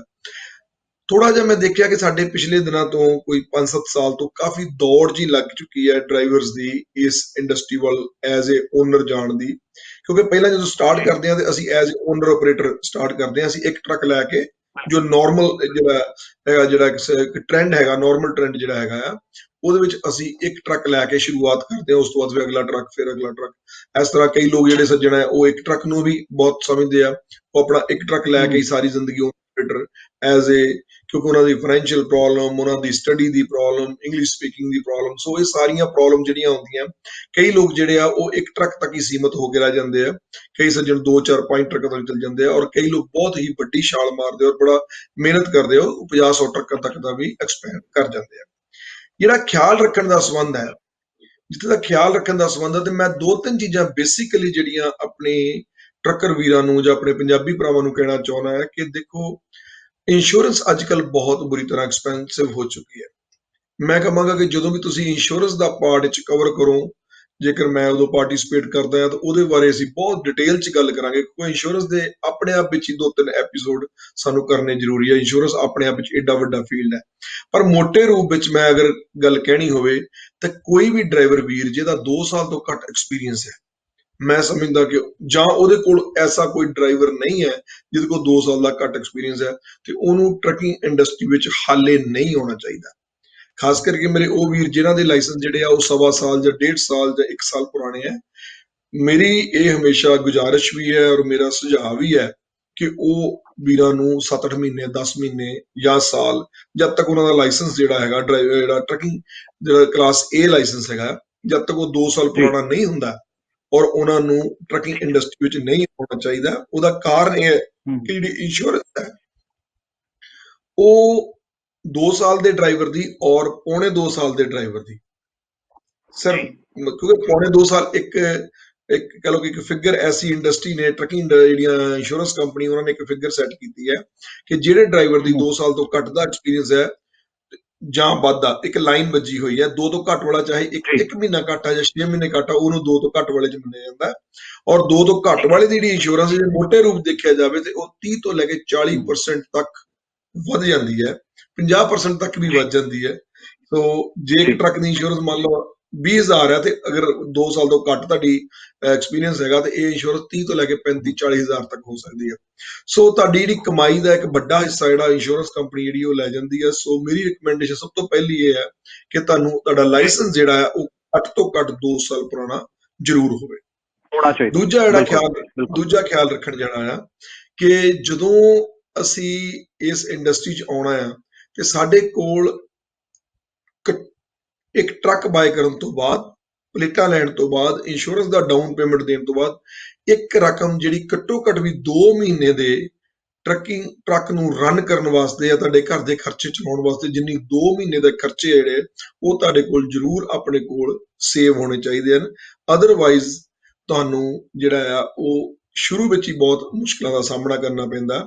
ਸੋ ਮੇਰੀ ਇਹ ਵੀ ਗੁਜ਼ਾਰਿਸ਼ ਹੈ ਕਿ ਤੁਹਾਡੇ ਕੋਲ ਥੋੜਾ ਅਮਾਉਂਟ ਸਾਰੇ ਖਰਚੇ ਕਰਨ ਤੋਂ ਬਾਅਦ ਜ਼ਰੂਰ ਬਚਣੀ ਚਾਹੀਦੀ ਹੈ। ਅਕਸਰ ਸੱਜਣ ਕੀ ਹੁੰਦਾ ਹੈ ਕਿ ਉਹ ਸਾਰਾ ਪੈਸਾ ਜਿਹੜਾ ਉਹ ਟਰੱਕ ਤੇ ਜਾਂ ਆਪਣੇ ਕਹਿ ਲਓ ਕਿ ਪਲੇਟਾਂ ਵਗੈਰਾ ਤੇ ਜਾਂ ਇੰਸ਼ੋਰੈਂਸ ਦਾ ਡਾਊਨ ਪੇਮੈਂਟ ਦੇਣ ਵਿੱਚ ਆਪਣੀ ਸਾਰਾ ਖਤਮ ਕਰਨ ਤੋਂ ਬਾਅਦ ਜਦੋਂ ਟਰੱਕ ਦੇ ਉੱਤੇ ਰੋਡ ਦੇ ਉੱਤੇ ਆਉਂਦੇ ਆ ਤਾਂ ਇੱਕ ਵੀ ਪੈਸਾ ਜੀ ਉਹਨਾਂ ਦੀ ਜੇਬ 'ਚ ਨਹੀਂ ਹੁੰਦਾ। ਉਹਦੇ ਕਰਕੇ ਉਹਨਾਂ ਨੂੰ ਬੜੀਆਂ ਮੁਸ਼ਕਲਾਂ ਦਾ ਸਾਹਮਣਾ ਕਰਨਾ ਪੈਂਦਾ ਕਿਉਂਕਿ ਨਵਾਂ ਟਰੱਕ ਜਿਹੜਾ ਹੈ ਉਹ ਕਦੀ ਵੀ ਰੋਡ ਤੇ ਖਰਾਬ ਹੋ ਸਕਦਾ ਜਾਂ ਹੋਰ ਪ੍ਰੋਬਲਮ ਆ ਸਕਦੀਆਂ। ਸੋ ਤੁਹਾਡੇ ਕੋਲ ਘੱਟੋ ਘੱਟ 1.5-2 ਮਹੀਨੇ ਦਾ ਖਰਚਾ ਜ਼ਰੂਰ ਆਪਣੇ ਕੋਲ ਬੈਂਕ ਦੇ ਵਿੱਚ ਚਾਹੀਦਾ ਹੈ। ਸੋ ਇਹ ਦੋ ਗੱਲਾਂ ਜਿਹੜੀਆਂ ਮੇਰੇ ਖਿਆਲ ਨਾਲ ਜਿਹੜਾ ਕੋਈ ਵੀ ਟਰੱਕਰ ਵੀਰ ਹੈ ਉਹਨੂੰ ਜ਼ਰੂਰ। ਔਰ ਤੀਜੀ ਗੱਲ ਜਿਹੜੀ ਛੋਟੇ ਜਿਹੇ ਮੈਂ ਇਹ ਗੱਲ ਕਹਿਣੀ ਚਾਹੁੰਦੀ ਕਿ ਉਹਨੂੰ ਆਪਣਾ ਉਹ ਡਰਾਈਵਿੰਗ ਵਿੱਚ ਕਿੰਨੇ ਪੈਸੇ ਕਮਾ ਰਿਹਾ ਤੇ ਇੱਕ ਐਸਟੀਮੇਸ਼ਨ ਉਹਨੂੰ trucking as a truck owner operator ਕਿੰਨੇ ਬਣਾ ਰਿਹਾ ਔਰ ਉਹਦਾ ਸਾਲ ਦਾ ਕਿੰਨਾ ਕੁ ਡਿਫਰੈਂਸ ਹੈ, ਉਹ ਕਿੱਡੀ ਵੱਡੀ ਲਾਇਬਿਲਿਟੀ 1.5-2 ਲੱਖ ਦੀ ਲਾਇਬਿਲਿਟੀ ਆਪਣੇ ਸਿਰ ਤੇ ਲੈ ਰਿਹਾ। ਇਹ ਵੀ ਉਹਨੂੰ ਜ਼ਰੂਰ ਜਿਹੜਾ ਫੈਕਟਰ ਹੈਗਾ ਆ ਉਹ ਕੰਸੀਡਰ ਕਰਨਾ ਚਾਹੀਦਾ ਕਿ ਕੀ ਇਸ ਤਰ੍ਹਾਂ ਦਾ ਨਹੀਂ ਕਿ ਮੈਂ ਡਰਾਈਵਰ ਵਿੱਚ ਜੇ ਮੰਨ ਲਓ $6,000 ਕਮਾ ਰਿਹਾ ਸੀ ਤੇ ਮੈਂ ਐਜ਼ ਅ ਓਨਰ ਆਪਰੇਟਰ ਅਗਰ $6,500 ਹੀ ਕਮਾਉਣਾ ਹੈ ਤਾਂ $500 ਵਾਸਤੇ ਜਾਂ $1,000 ਵਾਸਤੇ ਏਡੀ ਵੱਡੀ ਸਿਰਦਰਦੀ ਲੈਣੀ ਜਿਹੜੀ ਹੈ ਉਹ ਮੈਂ ਸਮਝਦਾ ਕਿ ਉਹ ਜਾਇਜ਼ ਨਹੀਂ ਗੀ ਜਾਂ ਇਹ ਕੋਈ ਬਹੁਤ ਵਧੀਆ ਸਿਆਣਪ ਵਾਲਾ ਫੈਸਲਾ ਨਹੀਂ ਹੈ। ਸੋ ਕਿਹੜੇ ਰਾਊਟ ਤੇ ਚੱਲਣਾ ਹੈ, ਉਹਨਾਂ ਦੀ ਫੈਮਿਲੀ ਕਿਹੋ ਜਿਹੀ ਹੈ, ਜੀ ਬੱਚੇ ਛੋਟੇ ਆ, ਉਹ ਘਰ ਤੋਂ ਦੂਰ ਰਹਿ ਸਕਦੇ ਜਾਂ ਨਹੀਂ ਰਹਿ ਸਕਦੇ, ਇਹ ਸਾਰੀਆਂ ਗੱਲਾਂ ਜਿਹੜੀਆਂ ਉਹਨਾਂ ਨੂੰ ਆਪਣੇ ਆਪਣੇ ਹਿਸਾਬ ਦੇ ਨਾਲ ਜਿਹੜੇ ਡਰਾਈਵਰਸ ਹੈਗੇ ਆ ਉਹਨਾਂ ਨੂੰ ਸੋਚ ਕੇ ਫਿਰ ਇਸ ਇੰਡਸਟਰੀ ਦੇ ਵਿੱਚ ਜਿਹੜੀ ਆ ਉਹ ਜੰਪ ਲਾਉਣਾ ਚਾਹੀਦਾ। ਬਿਲਕੁਲ ਬਹੁਤ ਸਾਰੇ ਵਿਊ ਪੁਆਇੰਟਸ ਨੇ, ਇਹਨਾਂ ਸਾਰੀਆਂ ਚੀਜ਼ਾਂ ਨੂੰ ਧਿਆਨ ਰੱਖ ਕੇ ਹੀ ਕੋਈ ਜਿਹੜਾ ਟਰੱਕ ਡਰਾਈਵਰ ਉਹ ਇੱਕ ਚੰਗਾ ਟਰਾਂਸਪੋਰਟ ਇੰਡਸਟਰੀ ਦਾ ਮਾਲਕ ਬਣ ਸਕਦਾ ਹੈ। ਬਿਲਕੁਲ ਸਹੀ ਤੁਸੀਂ ਕਿਹਾ ਟਾਣਾ ਸਾਹਿਬ। ਪਰ ਨਾਲ ਹੀ ਜੇਕਰ ਅਸੀਂ ਟਰੱਕਿੰਗ ਇੰਡਸਟਰੀ ਦੀ ਕਿਉਂਕਿ ਜੇਕਰ ਗੱਲ ਕਰੀਏ ਤਾਂ ਪਰਮਿਟਸ ਇੱਥੇ ਬੜੀ ਜ਼ਰੂਰੀ ਹੁੰਦੀ ਹੈ ਕਿ ਹਰ ਚੀਜ਼ ਦੀ ਸਾਨੂੰ ਇੱਥੇ ਪਰਮਿਟਸ ਲੈਣਾ ਪੈਂਦਾ ਔਰ ਹਰ ਖਿੱਤੇ ਵਿੱਚ ਹਰ ਵਪਾਰ ਵਿੱਚ ਆਪਣੇ ਆਪਣੇ ਪਰਮਿਟਸ ਕਈ ਤਰ੍ਹਾਂ ਦੇ ਹੁੰਦੇ ਨੇ। ਔਰ ਮੋਟੇ ਰੂਪ ਵਿੱਚ ਤੁਹਾਡੇ ਤੋਂ ਮੈਂ ਜਾਣਨਾ ਚਾਹਾਂ ਕਿ ਪਰਮਿਟਸ ਦੇ ਪੁਆਇੰਟ ਆਫ ਵਿਊ ਨਾਲ ਦੇਖਿਆ ਜਾਏ ਤਾਂ ਟਰੱਕਿੰਗ ਕਿੰਨੇ ਪ੍ਰਕਾਰ ਦੀ ਹੁੰਦੀ ਹੈ? ਮੋਟੇ ਰੂਪ ਵਿੱਚ ਪਰਮਿਟਾਂ ਦੇ ਹਿਸਾਬ ਨਾਲ ਅਗਰ ਅਸੀਂ ਟਰੱਕਿੰਗ ਨੂੰ ਅਗਰ ਡਿਵਾਈਡ ਕਰਨਾ ਤੇ ਮੋਟੇ ਰੂਪ ਵਿੱਚ ਇਹ ਦੋ ਤਰ੍ਹਾਂ ਦੀ ਇੰਡਸਟਰੀ ਬਣਦੀ ਹੈ, ਇੱਕ ਇੰਟਰਸਟੇਟ ਔਰ ਇੱਕ ਇੰਟਰਾਸਟੇਟ। ਇੰਟਰਸਟੇਟ ਉਹ ਟਰੱਕ ਹੈ ਜਿਹੜੇ ਕੇਵਲ ਕੈਲੀਫੋਰਨੀਆ ਦੇ ਵਿੱਚ ਜਾਂ ਜਿਹੜੀ ਵੀ ਉਹ ਸਟੇਟ ਵਿੱਚ ਹਨ ਉਹ ਸਟੇਟ ਦੇ ਬਾਰਡਰ ਨੂੰ ਕ੍ਰਾਸ ਨਹੀਂ ਕਰਦੇ। ਜਿਵੇਂ ਕੈਲੀਫੋਰਨੀਆ ਬੇਸਡ ਕੰਪਨੀ ਅਗਰ ਕੈਲੀਫੋਰਨੀਆ ਦੇ ਵਿੱਚ ਹੀ ਲੋਡ ਚੱਕੇ ਕੈਲੀਫੋਰਨੀਆ ਦੇ ਵਿੱਚ ਹੀ ਉਤਾਰਦੀ ਹੈ ਤੇ ਉਹਨੂੰ ਅਸੀਂ ਇੰਟਰਾਸਟੇਟ ਜਿਹੜੇ ਆ ਉਹ ਕੈਰੀਅਰ ਦੇ ਵਿੱਚ ਲੈ ਕੇ ਆਉਂਦੇ ਆ। ਔਰ ਜਿਹੜੀ ਕੰਪਨੀ ਜਿਹੜੀ ਹੈ ਉਹ ਆਪਣਾ ਬਾਰਡਰ ਕ੍ਰਾਸ ਕਰਦੀ ਹੈ, ਜਿਵੇਂ ਟਰੱਕਿੰਗ ਕੰਪਨੀ ਜਿਹੜੀ ਹੈ ਉਹ ਕੈਲੀਫੋਰਨੀਆ ਤੋਂ ਲੋਡ ਚੱਕੇ ਸੈਟਲ ਜਾਂਦੀ ਹੈ ਜਾਂ ਉਹ ਕੈਲੀਫੋਰਨੀਆ ਤੋਂ ਲੋਡ ਚੱਕੇ ਨਿਊਯਾਰਕ ਨੂੰ ਜਾਂਦੀ ਹੈ ਤਾਂ ਉਹ ਇੰਟਰਸਟੇਟ ਜਿਹੜੀਆਂ ਕੰਪਨੀਆਂ ਆ ਉਹਦੇ ਵਿੱਚ। ਔਰ ਦੋਨਾਂ ਕੰਪਨੀਆਂ ਦੇ ਜਿਹੜੇ ਆ ਉਹ ਅਲੱਗ-ਅਲੱਗ ਤਰ੍ਹਾਂ ਦੇ ਪਰਮਿਟ ਹੁੰਦੇ ਆ, ਉਹਨਾਂ ਵਿੱਚ ਉਹਨਾਂ ਦੀ ਜਿਹੜੀ ਵੇਰੀਏਸ਼ਨ ਆਉਂਦੀ ਹੈ। ਸੋ ਮੋਟੇ ਰੂਪ ਵਿੱਚ ਜੇਕਰ ਗੱਲ ਕਰੀਏ ਤਾਂ ਇੰਟਰਾਸਟੇਟ ਔਰ ਇੰਟਰਸਟੇਟ ਦੋ ਤਰ੍ਹਾਂ ਦੀਆਂ ਕੰਪਨੀਆਂ ਹੈਗੀਆਂ ਜਿਨ੍ਹਾਂ ਦੀਆਂ ਅੱਗੇ ਸਬ ਡਿਵੀਜ਼ਨ ਕਾਫੀ ਹੋ ਜਾਂਦੀਆਂ। ਇੰਟਰਾਸਟੇਟ ਦੇ ਵਿੱਚ ਅੱਗੇ ਕੰਟੇਨਰ ਹਾਲ ਜਿਹੜੇ ਹੈਗੇ ਆ ਉਹ ਕਰਦੇ ਆ। ਟੈਕਨੀਕਲੀ ਇੰਟਰਾਸਟੇਟ ਕਿਉਂਕਿ ਲੋਡ ਬਾਹਰੋਂ ਆਉਂਦਾ ਉਹਨੂੰ ਅਸੀਂ ਟੈਕਨੀਕਲੀ ਜੇਕਰ ਗੱਲ ਕਰੀਏ ਤਾਂ ਉਹ ਇੰਟਰਸਟੇਟ ਵਿੱਚ ਆਉਂਦੀ ਹੈ, ਪਰ ਕਿਉਂਕਿ ਮੋਸਟਲੀ ਜਿਹੜੇ ਲੋਕ ਹੈਗੇ ਲੋਡ ਓਕਲੈਂਡ ਪੋਰਟ ਤੋਂ ਜਾਂ LA ਪੋਰਟ ਤੋਂ ਜਾ ਕੇ ਕੈਲੀਫੋਰਨੀਆ ਵਿੱਚ ਲਾਉਂਦੇ ਹਨ। ਸੋ ਉਹਦਾ ਜਿਹੜਾ ਉਹਦਾ ਪਰਮਿਟ ਪੁਆਇੰਟ ਆਫ ਵਿਊ ਨਾਲ ਬੇਸ਼ੱਕ ਉਹ ਇੰਟਰਸਟੇਟ ਕੰਪਨੀ 'ਚ ਆਉਂਦੀ ਆ, ਪਰ ਜਿਹੜਾ ਉਹਨਾਂ ਦਾ ਆਪਰੇਸ਼ਨ ਹੈਗਾ ਆ ਉਹ ਇੰਟਰਸਟੇਟ ਹੀ ਹੁੰਦਾ ਹੈ। ਉਹਦੇ ਵਿੱਚ ਮਿੱਟੀ ਵਾਲੇ ਟਰੱਕ ਆ ਜਾਂਦੇ ਆ, ਡਰਾਈ ਵੈਨਸ ਆ ਜਾਂਦੀਆਂ ਜਾਂ ਰੀਵਰ ਆ ਜਾਂਦੀਆਂ ਜਿਹੜੇ ਕੈਲੀਫੋਰਨੀਆ ਟੂ ਕੈਲੀਫੋਰਨੀਆ ਕੰਮ ਕਰਦੇ ਆ ਜਾਂ ਸਟੇਟ ਵਿਦਨ ਸਟੇਟ ਕੰਮ ਕਰਦੇ ਆ, ਉਹ ਇੱਕ ਇੰਟਰਸਟੇਟ ਇੰਡਸਟਰੀ ਹੁੰਦੀ ਹੈ। ਜਿਹੜੇ ਬਾਹਰ ਜਾਂਦੇ ਆ ਜਾਂ ਬਾਰਡਰ ਕ੍ਰਾਸ ਕਰਦੇ ਆ ਉਹਨੂੰ ਅਸੀਂ ਇੰਟਰਸਟੇਟ ਵਿੱਚ ਜਿਹੜਾ ਕਲਾਸੀਫਾਈ ਕਰਦੇ ਆ। ਜਿਹੜੇ ਪਰਮਿਟਸ ਹੁੰਦੇ ਨੇ ਕੀ ਇਹਦੇ ਵੀ ਵੱਖ-ਵੱਖ ਰੂਪ ਹੁੰਦੇ ਨੇ? ਕਿੰਨੇ ਤਰ੍ਹਾਂ ਦੇ ਪਰਮਿਟਸ ਹੁੰਦੇ ਨੇ ਔਰ ਕਿੰਨੇ ਪਰਮਿਟਸ ਇੱਕ ਟਰੱਕ ਇੰਡਸਟਰੀ ਵਾਲੇ ਨੂੰ ਸ਼ਖਸ ਨੂੰ ਲੈਣੇ ਜ਼ਰੂਰੀ ਨੇ? ਜਿਹੜੀ ਇੰਟਰਸਟੇਟ ਦੀ ਅਗਰ ਆਪਾਂ ਪਹਿਲਾਂ ਗੱਲ ਕਰੀਏ ਤਾਂ ਇੰਟਰਸਟੇਟ ਵਿੱਚ ਆਪਾਂ ਨੂੰ ਕਾਫੀ ਘੱਟ ਪਰਮਿਟਸ ਦੀ ਜ਼ਰੂਰਤ ਪੈਂਦੀ ਹੈ। ਜਿਹਦੇ ਵਿੱਚ ਆਪਾਂ ਅਗਰ ਜਿਹੜੇ ਸੈਂਡ ਐਂਡ ਗ੍ਰੈਵਲ ਦੇ ਟਰੱਕ ਹੈਗੇ ਆ ਜਾਂ ਡਰਾਈ ਵੈਨਸ ਹੈਗੀਆਂ ਜਾਂ ਉਹ ਰੈਫਰੀਜਰੇਟਰ ਬਿਜ਼ਨਸ ਜਿਹੜੇ ਇਕੱਲੇ ਕੈਲੀਫੋਰਨੀਆ ਦੇ ਵਿੱਚ ਚੱਲਦੇ ਆ ਉਹਨਾਂ ਨੂੰ ਮੋਟੇ ਰੂਪ ਵਿੱਚ 3 ਪਰਮਿਟਸ ਦੀ ਜ਼ਰੂਰਤ ਪੈਂਦੀ ਹੈ, ਜਿਹਨਾਂ ਵਿੱਚ CA ਨੰਬਰ ਹੁੰਦਾ ਹੈ ਔਰ ਮੋਟਰ ਕੈਰੀਅਰ ਪਰਮਿਟ ਹੁੰਦਾ ਹੈ। ਜੇਕਰ ਇਹ ਇੰਡੀਵਿਜੂਅਲ ਕੰਪਨੀ ਇਹ ਅੱਗੇ ਫਰਦਰ ਅੱਗੇ ਦੋ ਡਿਵੀਜ਼ਨ ਫਿਰ ਹੋ ਜਾਂਦੀਆਂ ਕਿ ਤੁਸੀਂ ਕੰਪਨੀ ਨੂੰ ਐਜ਼ ਅ ਕਾਰਪੋਰੇਸ਼ਨ ਇਨਕਾਰਪੋਰੇਟ ਕਰਾਉਂਦੇ ਹੋ ਜਾਂ ਉਹਨੂੰ ਇੰਡੀਵਿਜੂਅਲ ਸੋਲ ਪ੍ਰੋਪਰਾਈਟਰ ਜਿਹਨੂੰ ਕੱਲਾ ਮਾਲਕ ਅਸੀਂ ਕਹਿ ਸਕਦੇ ਹਾਂ, ਉਹ ਕੱਲਾ ਮਾਲਕ ਜਿਹੜਾ ਉਹਦਾ ਪਰਮਿਟ ਲੈਂਦਾ ਹੈ। ਜੇਕਰ ਕੱਲੇ ਮਾਲਕ ਦੇ ਪਰਸਨਲ ਨਾਮ ਦੇ ਉੱਤੇ ਜਾਂ ਅਸੀਂ ਟੈਕਨੀਕਲੀ ਉਹਨੂੰ ਸੋਲ ਪ੍ਰੋਪਰਾਈਟਰਸ਼ਿਪ ਅਸੀਂ ਕਹਿ ਦਿੰਦੇ ਹਾਂ ਜਾਂ ਉਹਨੂੰ DBA ਕਹਿ ਦਿੰਦੇ ਹਾਂ ਜਾਂ ਅਸੀਂ ਉਹਨੂੰ ਇੰਡੀਵਿਜੂਅਲ ਬਿਜ਼ਨਸ ਕਹਿ ਦਿੰਦੇ ਹਾਂ। ਸੋ ਇੰਡੀਵਿਜੂਅਲ ਬਿਜ਼ਨਸ ਦੇ ਵਿੱਚ ਤੁਹਾਨੂੰ CA ਨੰਬਰ ਔਰ ਮੋਟਰ ਕੈਰੀਅਰ ਪਰਮਿਟ ਤੇ ਜਿਹਦੇ ਨਾਲ DOT ਇੰਟਰਾਸਟੇਟ ਜਿਹੜੀ ਹੈਗੀ ਆ ਇਹ 3 ਪਰਮਿਟਸ ਦੀ ਲੋੜ ਪੈਂਦੀ ਹੈ। ਇਹਦੇ ਨਾਲ ਤੁਸੀਂ ਕੈਲੀਫੋਰਨੀਆ ਤੋਂ ਲੋਡ ਚੱਕ ਕੇ ਕੈਲੀਫੋਰਨੀਆ ਵਿੱਚ ਲਾਉਣ ਜੋਗੇ ਹੋ ਜਾਂਦੇ ਹੋ। ਜਿਹੜੀ ਇੰਟਰਸਟੇਟ ਹੈਗੀ ਆ, ਇਹਦੇ ਵਿੱਚ ਮੈਂ ਥੋੜੀ ਐਡ ਕਰ ਦਿਆਂ ਕਿ ਅਗਰ ਤੁਸੀਂ ਇਹਦੇ ਵਿੱਚ ਕਾਰਪੋਰੇਸ਼ਨ ਬਣਾਉਣੇ ਹੋ ਇੰਟਰਸਟੇਟ ਕੰਪਨੀ ਦੇ ਅੰਦਰ, ਤੇ ਤੁਹਾਨੂੰ ਫਿਰ ਇੱਕ EMPLOYER ਪੁੱਲ ਨੋਟਿਸ ਜਿਹੜਾ ਹੈਗਾ ਉਹ ਨਾਲ ਐਡ ਕਰਨਾ ਪੈਂਦਾ। ਉਹਨੂੰ ਅਸੀਂ EMPLOYER ਪੁੱਲ ਨੋਟਿਸ ਕਹਿੰਦੇ ਆ। ਉਹ ਇੱਕ ਐਕਸਟਰਾ ਪਰਮਿਟ ਜਿਹੜਾ ਤੁਹਾਡਾ ਐਡ ਹੋ ਜਾਂਦਾ। ਦੂਜੇ ਪਾਸੇ ਜਿਹੜੀ ਇੰਟਰਸਟੇਟ ਕੰਪਨੀ ਹੈ ਉਹਦੇ ਵਿੱਚ ਕਾਫੀ ਜ਼ਿਆਦਾ ਪਰਮਿਟਸ ਦੀ ਲੋੜ ਪੈਂਦੀ ਹੈ। ਪਹਿਲਾਂ ਤਾਂ ਉਹਦੀਆਂ ਜਿਹੜਾ ਟਰੱਕ ਦਾ ਹੈਗਾ ਉਹਨੂੰ ਤੁਹਾਨੂੰ IRP ਦੇ ਅੰਡਰ, ਜਿਹਨੂੰ ਅਸੀਂ ਇੰਟਰਨੈਸ਼ਨਲ ਰਜਿਸਟ੍ਰੇਸ਼ਨ ਪਲਾਨ ਕਹਿੰਦੇ ਆ, ਕੁਝ ਲੋਕ ਉਹਨੂੰ ਪ੍ਰੋਰੇਟਡ ਵੀ ਕਹਿ ਦਿੰਦੇ ਆ, ਕਈ ਲੋਕ ਉਹਨੂੰ IRP ਪਲੇਟ ਕਹਿੰਦੇ ਆ।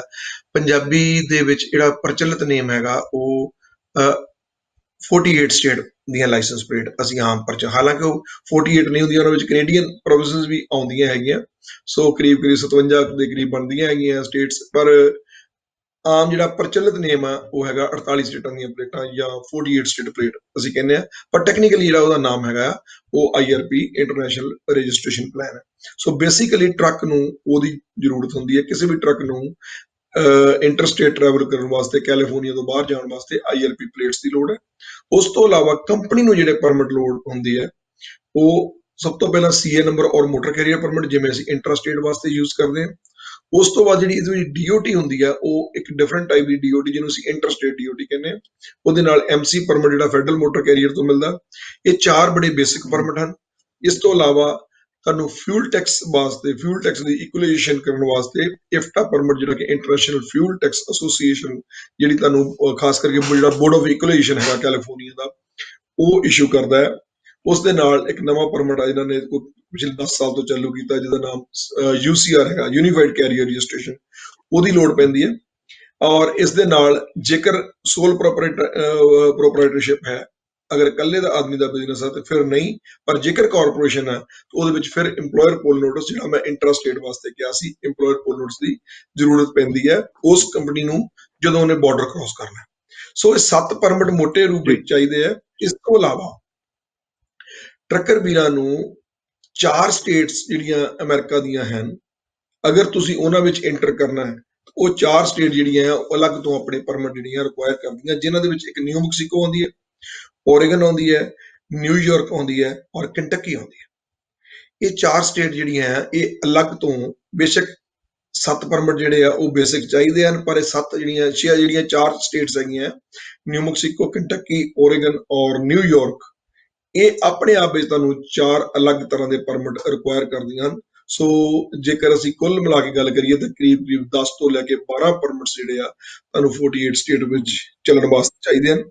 ਇਸ ਤੋਂ ਇਲਾਵਾ ਇੱਕ ਚੀਜ਼ ਜਿਹੜੀ ਹੋਰ ਜ਼ਰੂਰੀ ਹੈ ਉਹ ਹੈ ਹਾਈਵੇ ਟੈਕਸ।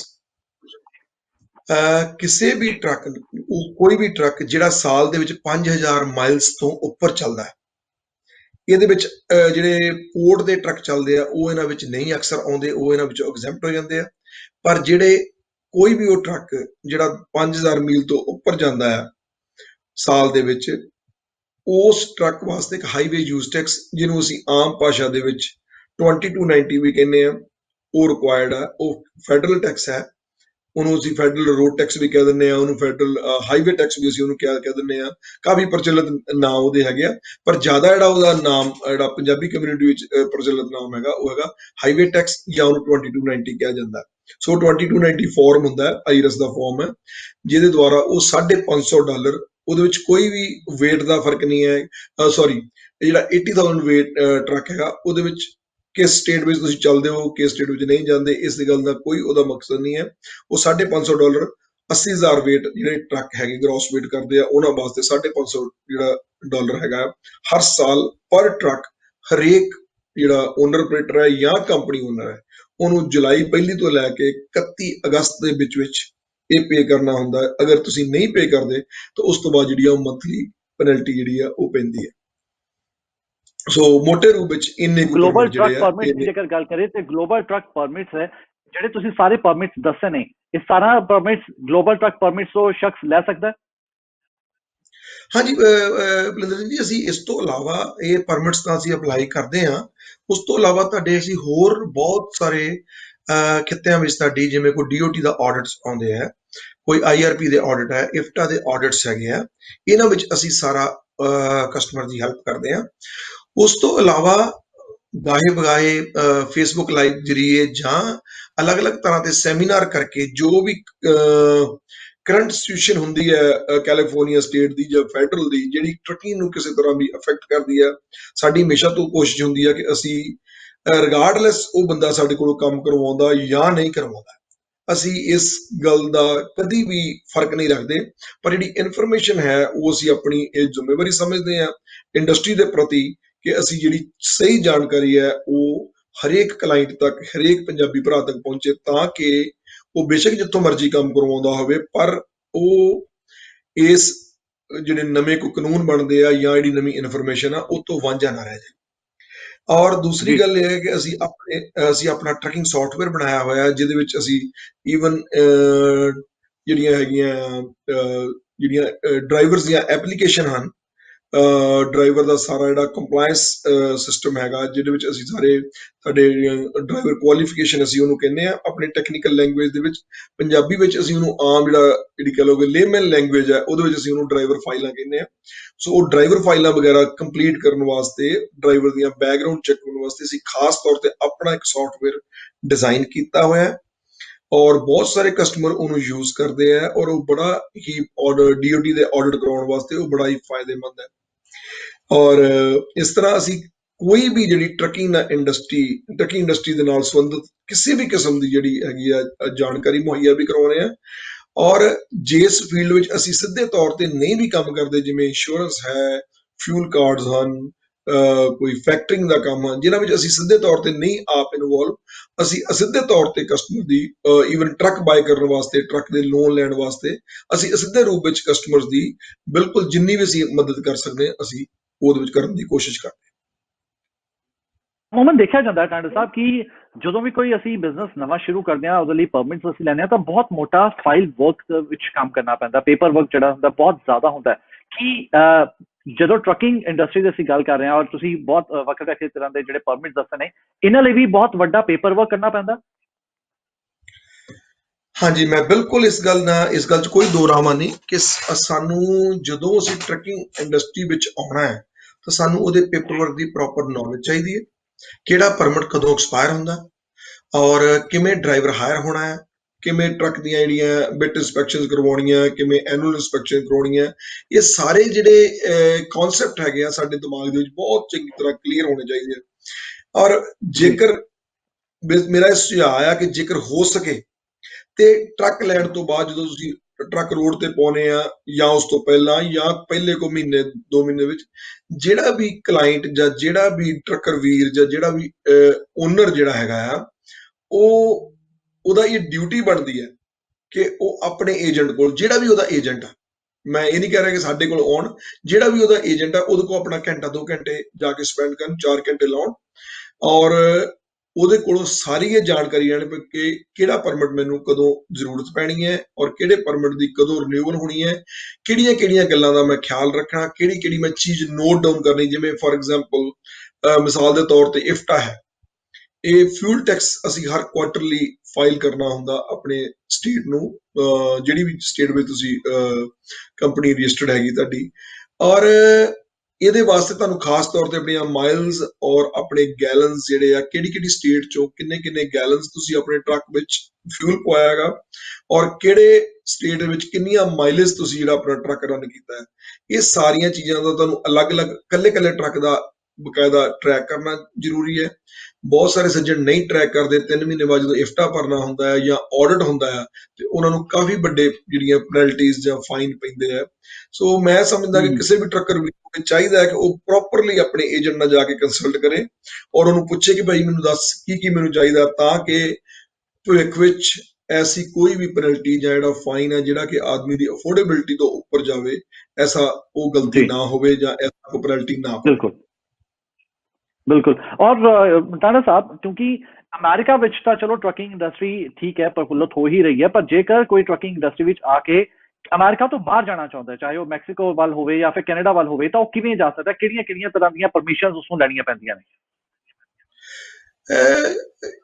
जो हो साडा रुझान है नॉर्मली ਨਿਊ ਮੈਕਸੀਕੋ ਵੱਲ ਨੂੰ ਤਾਂ ਆਮ ਜਿਹੜਾ ਟਰੱਕਰ ਆ ਉਹ ਨਹੀਂ ਜਾ ਕੇ ਜ਼ਿਆਦਾ ਖੁਸ਼, ਕਿਉਂਕਿ ਮੈਕਸੀਕੋ ਦਾ ਮਾਹੌਲ ਐਸਾ। ਪਰ ਹਾਂ, ਤੁਸੀਂ ਟਰੱਕਰ ਜਿਹੜਾ ਕੋਈ ਵੀ ਆ ਇੱਥੋਂ ਜਿਹੜੀਆਂ ਹੈਗੀਆਂ ਮੈਕਸੀਕੋ ਔਰ ਕੈਨੇਡਾ ਜਿਹੜੇ ਹੈਗੇ ਆ, ਦੋਨਾਂ ਜਿਹੜੇ ਕੰਟਰੀਜ਼ ਹੈਗੇ ਆ, IRP ਦਾ ਮਤਲਬ ਹੀ ਹੈ ਕਿ ਇੰਟਰਨੈਸ਼ਨਲ ਰਜਿਸਟ੍ਰੇਸ਼ਨ ਪਲਾਨ, ਕਿ ਤੁਸੀਂ ਇੰਟਰਨੈਸ਼ਨਲੀ ਟਰੈਵਲ ਕਰ ਸਕਦੇ ਹੋ।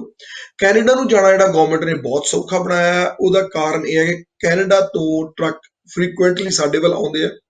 ਮੈਂ ਸਮਝਦਾ ਕਿ ਜਿੰਨੀ ਟੋਟਲ ਕੈਨੇਡਾ ਦੀ ਇੰਡਸਟਰੀ ਆ ਉਹਦੇ ਵਿੱਚੋਂ 50% ਇੰਡਸਟਰੀ ਹੈ ਉਹ ਅਮਰੀਕਾ ਦੇ ਫਰੇਟ ਉੱਤੇ ਜਿਹੜੀ ਡਿਪੈਂਡ ਕਰਦੀ ਹੈ। ਪਰ ਸਾਡੀ ਇੰਡਸਟਰੀ ਵੀ 2009 ਤੋਂ ਬਾਅਦ, ਖਾਸ ਕਰਕੇ 10 ਤੋਂ ਬਾਅਦ, ਜਦੋਂ ਡਾਲਰ ਜਿਹੜਾ ਕੈਨੇਡੀਅਨ ਡਾਲਰ ਹੈ ਔਰ ਅਮਰੀਕਨ ਡਾਲਰ ਹੈਗਾ ਜੋ ਲਗਭਗ ਬਰਾਬਰ ਚੱਲੇ ਸੀ, ਤਾਂ 5-7 ਸਾਲ ਤੱਕ ਅਮਰੀਕਨ ਇੰਡਸਟਰੀ ਵਾਸਤੇ ਵੀ ਇੱਕ ਬਹੁਤ ਵੱਡੀ ਅਪਰਚੁਨਿਟੀ ਸੀ ਕੈਨੇਡਾ ਨੂੰ ਜਾਣਾ। ਹੁਣ ਥੋੜਾ ਜਿਹਾ ਝੁਕਾਅ ਜਿਹੜਾ ਘਟਿਆ ਹੈ, ਉਹਦਾ ਕਾਰਨ ਹੈ ਕਿ ਕੈਨੇਡੀਅਨ ਡਾਲਰ ਜਿਹੜਾ ਆ ਉਹ ਕਾਫੀ ਥੱਲੇ ਜਾ ਰਿਹਾ ਅਮਰੀਕਨ ਡਾਲਰ ਦੇ ਮੁਕਾਬਲੇ। ਇਸ ਕਰਕੇ ਜਿਹੜਾ ਅਮਰੀਕਨ ਟਰੱਕਰ ਆ ਉਹ ਜ਼ਿਆਦਾ ਜਾਣਾ ਪਸੰਦ ਨਹੀਂ ਕਰਦਾ। ਪਰ ਫਿਰ ਵੀ ਜੇ ਕਿਸੇ ਕੋਲ ਚੰਗੀ ਹੌਲ ਹੈਗੀ ਹੈ ਜਾਂ ਆਉਣ ਭਵਿੱਖ ਦੇ ਵਿੱਚ ਅਗਰ ਕੈਨੇਡੀਅਨ ਡਾਲਰ ਜਿਹੜਾ ਆ ਉਹ ਸਟਰੋਂਗ ਹੁੰਦਾ ਹੈ, ਤਾਂ ਕੈਨੇਡਾ ਨੂੰ ਜਾਣਾ ਇੱਕ ਬਹੁਤ ਹੀ ਵਧੀਆ ਔਰ ਬੜਾ ਫਾਇਦੇਮੰਦ ਜਿਹੜਾ ਇੱਕ ਬਿਜ਼ਨਸ ਹੈ। ਔਰ ਟਰੱਕਿੰਗ ਕੰਪਨੀਆਂ ਨੇ ਬੜੀ ਕਮਾਲ ਦੀ ਗਰੋਥ ਕੀਤੀ ਹੈ ਕੈਨੇਡਾ ਦੇ ਸਿਰ ਦੇ ਉੱਤੇ। ਕੈਨੇਡਾ ਜਾਣ ਵਾਸਤੇ ਮੋਟੇ ਰੂਪ ਵਿੱਚ ਤੁਹਾਨੂੰ 1-2 ਪਰਮਿਟਾਂ ਦੀ ਜ਼ਰੂਰਤ ਹੁੰਦੀ ਹੈ। ਜਦੋਂ ਤੁਸੀਂ ਕੈਨੇਡਾ ਨੂੰ ਜਾਂਦੇ ਹੋ ਤੇ ਤੁਹਾਨੂੰ ਇਧਰੋਂ ਜਾਣ ਵਾਸਤੇ ਉਧਰ ਜਿਹੜਾ ਹੈਗਾ ਉਸ ਕੈਰੀਅਰ ਕੋਡ, ਕੈਨੇਡੀਅਨ ਜਿਹੜੀ ਬਾਰਡਰ CBSA ਹੈਗੀ, ਜਿਹੜੀ ਕੈਨੇਡੀਅਨ ਬਾਰਡਰ ਜਿਹੜੀ ਆਪਣੀ ਐਸੋਸੀਏਸ਼ਨ ਹੈਗੀ ਹੈ, ਉਹ ਤੁਹਾਨੂੰ ਕੈਰੀਅਰ ਕੋਡ ਜਿਹੜਾ ਉਹ ਇਸ਼ੂ ਕਰਦੀ ਹੈ। ਛੋਟਾ ਜਿਹਾ ਫਾਰਮ ਹੁੰਦਾ ਉਹਦੇ ਵਾਸਤੇ, ਔਰ ਉਹਦੇ ਨਾਲ ਉਹ ਕੈਰੀਅਰ ਕੋਡ ਮਿਲਣ ਤੋਂ ਬਾਅਦ ਅਸੀਂ ਉਹਦੇ ਪਾਰਸ ਸਟਿੱਕਰ ਜਿਹੜੇ ਆ ਉਹ ਪ੍ਰਿੰਟ ਕਰਾਉਣੇ ਆ।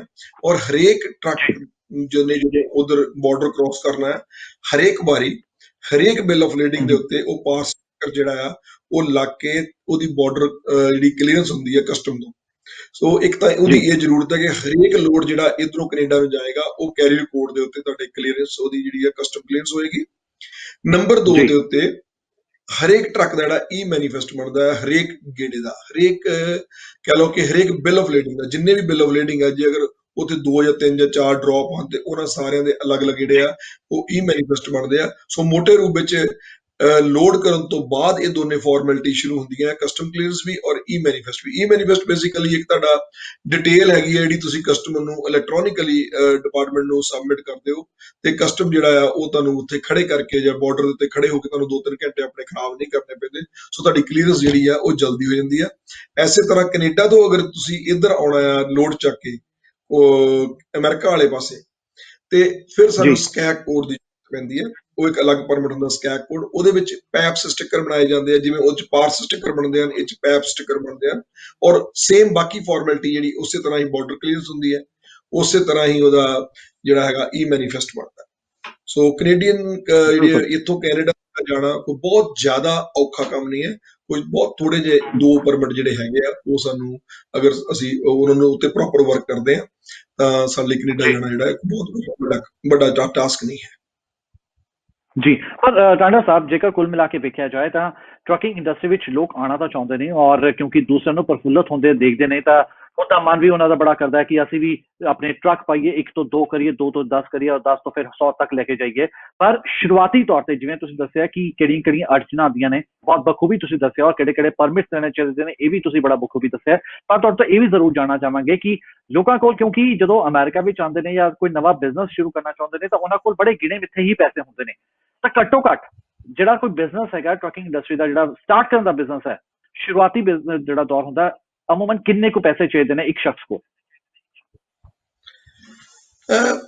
ਦੇਖੋ, ਇਹ ਬਹੁਤ ਡਿਪੈਂਡ ਕਰਦਾ ਕਿ ਤੁਸੀਂ ਟਰੱਕ ਕਿਹੋ ਜਿਹਾ ਚੂਜ਼ ਕਰਦੇ ਹੋ, ਕਿਉਂਕਿ ਟਰੱਕਾਂ ਦੀ ਪ੍ਰਾਈਸ ਦੇ ਵਿੱਚ ਜਿਹੜਾ ਹੈਗਾ ਉਹ ਬੜੀ ਵੇਰੀਏਸ਼ਨ ਹੈ। ਟਰੱਕ ਜਿਹੜਾ ਆ ਉਹ ਜੇਕਰ ਅਸੀਂ ਲੋਕਲ ਚੱਲਣਾ ਹੈ ਤਾਂ 25-30 ਹਜ਼ਾਰ ਦੇ ਟਰੱਕ ਨਾਲ ਵੀ ਤੁਹਾਡਾ ਗੁਜ਼ਾਰਾ ਹੋ ਸਕਦਾ। ਅਗਰ ਬਾਹਰ ਨੂੰ ਜਾਣਾ ਤੇ 40-45 ਹਜ਼ਾਰ ਦਾ ਟਰੱਕ ਜਾਂ 50 ਹਜ਼ਾਰ ਦਾ ਜਿਹੜਾ ਟਰੱਕ ਆ ਉਹ ਬਹੁਤ ਵਧੀਆ ਕੰਡੀਸ਼ਨ ਦੇ ਵਿੱਚ ਕੋਈ 3.5-4 ਲੱਖ ਮੀਲ ਚੱਲਿਆ ਜਿਹੜਾ ਆਪਾਂ ਨੂੰ ਮਿਲ ਜਾਂਦਾ। ਔਰ ਉਹ ਮੈਂ ਸਮਝਦਾ ਕਿ ਸਟਾਰਟਿੰਗ ਵਿੱਚ ਐਨਫ ਟਰੱਕ ਹੈਗਾ। ਔਰ ਜਿਹੜਾ ਪਹਿਲੀ ਵਾਰੀ ਕਿਸੇ ਵੀਰ ਨੂੰ ਜਾਂ ਕਿਸੇ ਓਨਰ ਆਪਰੇਟਰ ਨੂੰ ਜਿਹਦਾ 2 ਸਾਲ ਦਾ ਐਕਸਪੀਰੀਅੰਸ ਹੈਗਾ, ਉਹਨੂੰ ਕੋਈ 20% ਡਾਊਨ ਪੇਮੈਂਟ ਦੇ ਕੇ ਇਹ ਟਰੱਕ ਜਿਹੜਾ ਮਿਲ ਜਾਂਦਾ ਹੈ। ਸੋ ਜੇਕਰ ਤੁਸੀਂ 50,000 ਦਾ ਟਰੱਕ ਵੀ ਚੂਜ਼ ਕਰਦੇ ਹੋ, ਅਗਰ ਜੇ ਤੁਸੀਂ ਨਵਾਂ ਟਰੱਕ ਬ੍ਰੈਂਡ ਨਿਊ ਚੱਕਣਾ ਹੈ $1.5 ਲੱਖ ਦਾ ਤੇ ਨਾਲ 70-75 ਹਜ਼ਾਰ ਦਾ ਰੀਫਰ ਚੱਕਣਾ ਹੈ, ਤੇ ਓਬਵੀਅਸਲੀ ਹੈ ਉਨੀ ਤੁਸੀਂ ਪਰਸੈਂਟੇਜ ਵਧਾ ਸਕਦੇ ਹੋ। ਪਰ ਮੈਂ ਤੁਹਾਨੂੰ ਬਿਲਕੁਲ ਜਿਹੜਾ ਇਨੀਸ਼ੀਅਲ ਬੰਦਾ, ਜਿਹੜੀ ਇੱਕ ਨਾਰਮਲ ਜਿਹੜਾ ਟ੍ਰੈਂਡ ਹੈਗਾ ਆ, ਉਹਦੇ ਵਿੱਚ ਮੈਂ ਦੱਸ ਰਿਹਾ ਕਿ 50-40 ਤੋਂ ਲੈ ਕੇ 50,000 ਦਾ ਟਰੱਕ ਜਿਹੜਾ ਹੈ ਉਹ ਮੋਰ ਦੈਨ ਐਨਫ ਹੈਗਾ ਤੁਹਾਨੂੰ ਸਟਾਰਟ ਕਰਨ ਵਾਸਤੇ। ਉਹਦੇ ਵਿੱਚ $10,000 ਤੁਹਾਨੂੰ ਡਾਊਨ ਚਾਹੀਦਾ ਹੈਗਾ ਟਰੱਕਿੰਗ ਵਿੱਚ ਜਿਹੜਾ ਟਰੱਕ ਬਾਈ ਕਰਨ ਵਾਸਤੇ। ਇਸ ਤੋਂ ਇਲਾਵਾ 4 ਤੋਂ 5,000 ਦੇ ਕਰੀਬ ਤੁਹਾਨੂੰ ਇੰਸ਼ੋਰੈਂਸ ਦਾ ਡਾਊਨ ਪੇਮੈਂਟ ਦੇਣ ਵਾਸਤੇ ਚਾਹੀਦੀ ਹੈ। ਜੇਕਰ ਤੁਸੀਂ ਇਕੱਲਾ ਟਰੱਕ ਆਪਣਾ ਲੈ ਕੇ ਔਰ 2500 ਦੇ ਕਰੀਬ ਜਿਹੜੀਆਂ ਲਾਇਸੈਂਸ ਪਲੇਟਾਂ ਦਾ ਖਰਚਾ ਹੈ। ਸੋ ਕੁੱਲ ਮਿਲਾ ਕੇ ਤੁਹਾਡਾ 17,500-18,000 ਦੇ ਕਰੀਬ ਇਹ ਖਰਚਾ ਹੈਗਾ। ਔਰ ਜੇਕਰ ਬੰਦੇ ਨੇ ਆਪਣੀ ਕੰਪਨੀ ਸਟਾਰਟ ਕਰਨੀ ਹੈ ਫਰੋਮ ਡੇ ਫਸਟ, ਤੇ ਜਿਹੜੇ ਆਪਣੀ ਪਰਮਿਟਸ ਹੈਗੇ ਆ, ਅਗਰ ਇੰਡੀਵਿਜੂਅਲ ਨਾਂ ਦੇ ਪਰਮਿਟ ਲੈਣੇ ਆ ਤੇ ਕੋਈ 1000 ਤੋਂ ਲੈ ਕੇ 1200 ਦਾ ਖਰਚਾ ਹੈਗਾ। ਅਗਰ ਕਾਰਪੋਰੇਸ਼ਨ ਵਗੈਰਾ ਬਣਾਉਣੀ ਹੈ ਤੇ ਅਰਾਊਂਡ 1600, 1700, 1800 ਦੇ ਕਰੀਬ ਜਿਹੜਾ ਉਹ ਖਰਚਾ ਹੈ। ਸੋ ਮੈਂ ਸਮਝਦਾ ਕਿ ਮੋਟੇ ਰੂਪ ਵਿੱਚ ਤੁਹਾਡੇ ਕੋਲ $20,000 ਅਗਰ ਹੈ ਤਾਂ ਤੁਸੀਂ ਆਰਾਮ ਨਾਲ ਟਰੱਕ ਜਿਹੜਾ ਆ ਉਹ ਰੋਡ ਤੇ ਪਾ ਸਕਦੇ ਹੋ। ਪਰ ਜਿਹੜੀ ਮੈਂ ਇਨੀਸ਼ੀਅਲੀ ਗੱਲ ਕਹੀ ਸੀ ਕਿ ਤੁਹਾਡੇ ਕੋਲ ਆਪਣੇ 1-2 ਮਹੀਨੇ ਦੇ ਖਰਚੇ ਵਾਸਤੇ ਪੈਸੇ ਜ਼ਰੂਰ ਚਾਹੀਦੇ ਹਨ, ਉਹ ਤੁਹਾਡਾ ਕਿੰਨਾ ਖਰਚਾ ਆਇਆ ਘਰ ਦਾ ਉਹ ਤੁਸੀਂ ਆਪਣੇ ਆਪ ਕੈਲਕੂਲੇਸ਼ਨ ਕਰਨੀ ਹੈ। ਸੋ ਪਰ ਟਰੱਕ ਇੱਕ ਨੂੰ ਰੋਡ ਤੇ ਪਾਉਣ ਵਾਸਤੇ ਵਿੱਚੇ ਡਾਊਨ ਪੇਮੈਂਟ ਵਿੱਚ ਇਨਕਲੂਡਿੰਗ ਤੁਹਾਡੀ ਇੰਸ਼ੋਰੈਂਸ ਡਾਊਨ ਪੇਮੈਂਟ ਔਰ ਤੁਹਾਡੇ ਪਰਮਿਟਸ ਔਰ ਤੁਹਾਡਾ ਜਿਹੜਾ ਹੈਗਾ ਆਪਣਾ ਲਾਇਸੈਂਸ ਪਲੇਟ ਦਾ ਜਿਹੜਾ ਸਾਰਾ ਖਰਚਾ ਹੈ, ਮੈਂ ਸਮਝਦਾ ਕਿ 20,000 ਤੋਂ ਉੱਪਰ ਨਹੀਂ ਆਉਂਦਾ। 20,000 ਦੇ ਨਾਲ ਤੁਸੀਂ ਆਪਣੇ ਆਪ ਨੂੰ ਇਸ ਬਿਜ਼ਨਸ ਵਿੱਚ ਸਟਾਰਟ ਤੁਸੀਂ ਆਪਣੀ ਜਿਹੜੀ ਜ਼ਿੰਦਗੀ ਹੈ ਉਹ ਸਟਾਰਟ ਕਰ ਸਕਦੇ ਹੋ। ਸੋ ਘੱਟੋ ਘੱਟ $20,000 ਤਾਂ ਇੱਕ ਸ਼ਖਸ ਨੂੰ ਚਾਹੀਦੇ ਨਹੀਂ ਜੇਕਰ ਉਹ ਟਰੱਕਿੰਗ ਇੰਡਸਟਰੀ ਵਿੱਚ ਆਉਣਾ ਚਾਹੁੰਦਾ ਹੈ। ਬਿਲਕੁਲ ਠੀਕ ਹੈ ਤੁਸੀਂ। ਔਰ ਜੇਕਰ ਉਹ ਇੰਟਰਸਟੇਟ ਚੱਲਣਾ ਚਾਹੁੰਦਾ, ਅਗਰ ਉਹ ਲੋਕਲ ਦਾ ਮਿੱਟੀ ਵਾਲੇ ਟਰੱਕ ਹੈਗੇ ਜੇ ਇਹ ਸਟਾਰਟ ਕਰਨਾ ਚਾਹੁੰਦਾ ਤੇ ਉਹ ਟਰੱਕ ਵੀ ਥੋੜੇ ਸਸਤੇ ਹੁੰਦੇ ਹਨ, ਉਹਨਾਂ ਦੀਆਂ ਇੰਸ਼ੋਰੈਂਸ ਵੀ ਸਸਤੀਆਂ ਹੁੰਦੀਆਂ ਹਨ, ਤੇ ਇਸ ਕਰਕੇ ਉਹ ਤੁਸੀਂ ਜਿਹੜਾ ਖਰਚਾ ਹੈ ਕੋਈ ਹੋਰ 5-7, 10%, 20% ਦਾ ਘਟਾ ਸਕਦੇ ਹੋ। ਉਹ 15,000, ਸੋ 15 ਤੋਂ ਲੈ ਕੇ 20,000 ਦਾ ਅਗਰ ਤੁਸੀਂ ਰੇਂਜ ਮੰਨ ਕੇ ਚੱਲੋ ਤੇ ਤੁਸੀਂ ਆਪਣਾ ਜਿਹੜਾ ਕੰਮ ਉਹ ਸਟਾਰਟ ਕਰ ਸਕਦੇ ਹੋ। ਇੰਨਾ ਜੇਬ 'ਚ ਪੈਸਾ ਹੋਣਾ ਚਾਹੀਦਾ। $15,000 ਤੋਂ $20,000 ਜਿਹੜਾ ਜੇਬ 'ਚ ਇਸ ਸਮੇਂ ਹੋਣਾ ਚਾਹੀਦਾ ਜੇਕਰ ਤੁਸੀਂ ਟਰੱਕਿੰਗ ਇੰਡਸਟਰੀ ਵਿੱਚ ਆਉਣਾ ਚਾਹੁੰਦੇ ਹੋ, ਇਹ ਨਵਾਂ ਬਿਜ਼ਨਸ ਸਟਾਰਟ ਕਰਨਾ ਚਾਹੁੰਦੇ ਹੋ। ਨਾਲ ਹੀ ਨਾਲ ਟਾਂਡਾ ਸਾਹਿਬ ਇਹ ਵੀ ਜੀ ਟਾਂਡਾ ਸਾਹਿਬ, ਪਰ ਨਾਲ ਹੀ ਨਾਲ ਤੁਹਾਡੇ ਤੋਂ ਇਹ ਵੀ ਜ਼ਰੂਰ ਜਾਣਨਾ ਚਾਹਾਂਗੇ, ਕਿਉਂਕਿ ਹਰ ਇੱਕ ਸ਼ਖਸ ਜਿਹੜਾ ਹੁੰਦਾ ਆਪਣੇ ਬਿਜ਼ਨਸ ਨੂੰ ਸਭ ਤੋਂ ਵੱਡਾ ਦਿਖਾਉਂਦਾ ਹੈ, ਦੂਸਰੇ ਨਾਲੋਂ ਆਪਣਾ ਬਿਜ਼ਨਸ ਜਿਹੜਾ ਹਟ ਕੇ ਦਿਖਾਉਂਦਾ ਕਿ ਅਸੀਂ ਜ਼ਿਆਦਾ ਸਰਵਿਸਿਜ਼ ਦੇ ਸਕਦੇ ਹਾਂ। ਜੇਕਰ ਅਸੀਂ ਤੁਹਾਡੇ ਗਲੋਬਲ ਟਰੱਕ ਪਰਮਿਟਸ ਦੀ ਜੇਕਰ ਗੱਲ ਕਰੀਏ ਤਾਂ ਗਲੋਬਲ ਟਰੱਕ ਪਰਮਿਟਸ ਹੋਰਨਾਂ ਕੰਪਨੀ ਨਾਲੋਂ ਕਿਸ ਤਰ੍ਹਾਂ ਵੱਖ ਹੈ? ਕਿਉਂਕਿ ਅੱਜ ਕੱਲ੍ਹ ਜਿਹੜਾ ਹੈ ਮੁਕਾਬਲੇ ਦਾ ਜ਼ਮਾਨਾ ਹੈ, ਹਰ ਕੋਈ ਇੱਕ ਤੋਂ ਵੱਧ ਕੇ ਇੱਕ ਆਪਣੀ ਕੰਪਨੀ ਨੂੰ ਦਿਖਾਉਣਾ ਚਾਹੁੰਦਾ ਹੈ। ਤੁਹਾਡੇ ਤੋਂ ਜਾਣਨਾ ਚਾਹਾਂਗੇ ਕਿ ਤੁਹਾਡੀ ਕੰਪਨੀ ਬਾਕੀ ਕੰਪਨੀਆਂ ਨਾਲੋਂ ਕਿਵੇਂ ਵੱਖ ਹੈ ਔਰ ਕਿਵੇਂ ਸਭ ਤੋਂ ਚੰਗੀਆਂ ਸਰਵਿਸਿਜ਼ ਪ੍ਰੋਵਾਈਡ ਕਰਦੀ ਹੈ। ਇਹ ਸਭ ਤੋਂ ਪਹਿਲੀ ਗੱਲ ਇਹ ਹੈਗੀ ਹੈ ਕਿ ਕੋਈ ਸ਼ੱਕ ਨਹੀਂ ਕਿ ਹਰ ਇੱਕ, ਜਿਵੇਂ ਅਸੀਂ ਪੰਜਾਬੀ ਦੀ ਕਹਾਵਤ ਹੈ, ਘੁਮਾਰੀ ਆਪਣਾ ਭਾਂਡਾ ਆਪ ਸੁਲਾਉਂਦੀ ਹੈ। ਸੋ ਅਸੀਂ ਆਪਣੇ ਬਿਜ਼ਨਸ ਨੂੰ ਓਬਵੀਅਸਲੀ ਹੈ ਕਿ ਅਸੀਂ ਆਪਣੇ ਬਿਜ਼ਨਸ ਨੂੰ ਚੰਗਾ ਕਹਿੰਦੇ ਹਾਂ, ਪਰ ਉਹਦੇ ਵਿੱਚ ਅਗਰ ਅਸੀਂ ਥੋੜਾ ਜਿਹਾ ਨਿਰਪੱਖ ਹੋ ਕੇ ਜਾਂ ਥੋੜਾ ਜਿਹਾ ਅਸੀਂ ਆਪਣੇ ਨੌਨ ਬਾਇਸਡ ਹੋ ਕੇ ਮੈਂ ਜਦੋਂ ਕੰਪੈਰੀਜ਼ਨ ਕਰਦਾ ਹਾਂ ਤਾਂ ਕੁਝ ਖਾਸ ਗੱਲਾਂ ਹਨ ਜਿਹੜੀਆਂ ਅਸੀਂ ਗਲੋਬਲ ਟਰੱਕ ਪਰਮਿਟਸ ਦੇ ਵਿੱਚ ਜਿਹੜੀਆਂ ਖਾਸੀਅਤ ਹੈਗੀਆਂ, ਜਿਹੜੀਆਂ ਮੈਂ ਸਮਝਦਾ ਕਿ ਹੋਰ ਏਜੰਟਸ ਦੇ ਕੋਲ, ਸਾਰਿਆਂ ਤਾਂ ਮੈਂ ਨਹੀਂ ਕਹਿ ਸਕਦਾ, ਪਰ ਬਹੁਤ ਸਾਰੇ ਏਜੰਟਸ ਐਸੇ ਹਨ ਜਿਨ੍ਹਾਂ ਕੋਲ ਉਹ ਖਾਸੀਅਤ ਨਹੀਂ ਹਨ। ਉਹਦਾ ਕਾਰਨ ਇਹ ਹੈ ਕਿ ਮੈਂ ਆਪ ਖੁਦ ਟਰੱਕ ਡਰਾਈਵ ਕੀਤਾ। ਸੋ ਇੱਕ ਟਰੱਕ ਡਰਾਈਵਰ ਦੀਆਂ ਕੀ ਇਸ਼ੂਜ਼ ਹਨ, ਕੀ ਪ੍ਰੋਬਲਮਸ ਹਨ, ਇਹ ਮੈਂ ਬਹੁਤ ਹੀ ਬਾਖੂਬੀ ਜਾਣਦਾ। ਨੰਬਰ 2, 2005 ਤੋਂ ਲੈ ਕੇ 2016 ਤੱਕ 11 ਸਾਲ ਮੈਂ ਆਪ ਆਪਣੀ ਟਰੱਕਿੰਗ ਕੰਪਨੀ ਕੋਈ 20-25 ਟਰੱਕ ਆਪਣੇ ਆਪ ਰਨ ਕੀਤੇ ਆ। ਆਪਣੀ ਇੱਕ ਬ੍ਰੋਕਰੇਜ ਕੰਪਨੀ ਮੈਂ ਕਾਫੀ ਵਧੀਆ ਲੈਵਲ ਦੇ ਉੱਤੇ ਰਨ ਕਰਕੇ ਉਹਨੂੰ ਬੰਦ ਕੀਤਾ ਹੈ, ਕਿਉਂਕਿ ਮੈਂ ਆਪਣੇ ਆਪ ਨੂੰ ਥੋੜਾ ਸੌਫਟਵੇਅਰ ਵਿੱਚ ਲੈ ਕੇ ਆਉਣਾ ਚਾਹੁੰਦਾ ਸੀ। ਸੋ ਪਹਿਲੀ ਗੱਲ ਤਾਂ ਇਹ ਹੈ ਕਿ ਮੈਂ ਜਾਤੀ ਤੌਰ ਤੇ ਐਜ਼ ਏ ਟਰੱਕ ਡਰਾਈਵਰ ਔਰ ਐਜ਼ ਏ ਟਰੱਕਿੰਗ ਕੰਪਨੀ ਕੋਈ 10-11 ਸਾਲ ਕੰਮ ਕੀਤਾ ਹੈ।